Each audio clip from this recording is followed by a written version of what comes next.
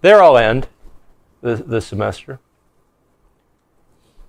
And there I'll ask you to consider one last time all the voices of the witnesses, the martyrs of the church. Of course, they teach us much about many things. They were not called, most of them, to reform the legal system. They were not called as lawyers. Pastor Yee, he left the legal field. He gave up that calling. He took on a new calling as a pastor. Not everybody has our calling. We have a calling.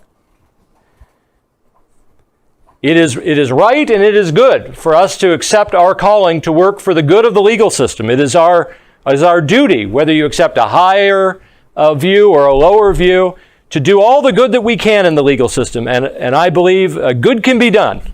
Whether it's real final good, whether it's real justice, or whether it's sort of Augustinian second best justice, it doesn't matter for these purposes. There is a calling that we have. Wang Yi mentions it very briefly in passing. There is a biblical view of justice. There is a biblical plan of righteousness for governments. We should seek to encourage governments to do that.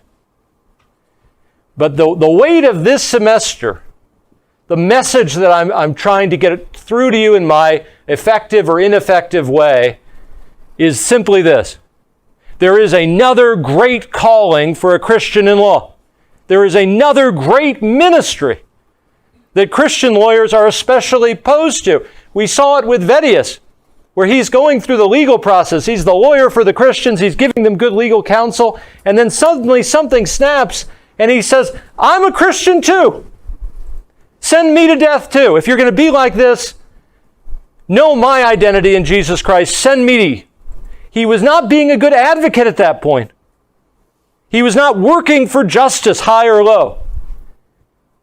Rather, the power of Jesus Christ and his identity in Jesus Christ was coming forth in the way that he was prepared to suffer for his Lord. The martyrs all share in this ministry, which we sometimes share in. The legal system is no ordinary place. It's a special place of God's providence. It is, so to speak, the altar upon which the great Lamb was offered. It is a place of God's ready, constant, and steady providence. To be before a judge, to be in the halls of law, is to be in a place that is sanctified by God's constant presence and use. Sanctified for two ends.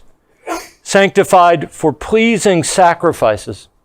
Something that pleases God more than gold, rivers of oil, bulls. It is a sacrifice to God to do justice that is pleasing to him.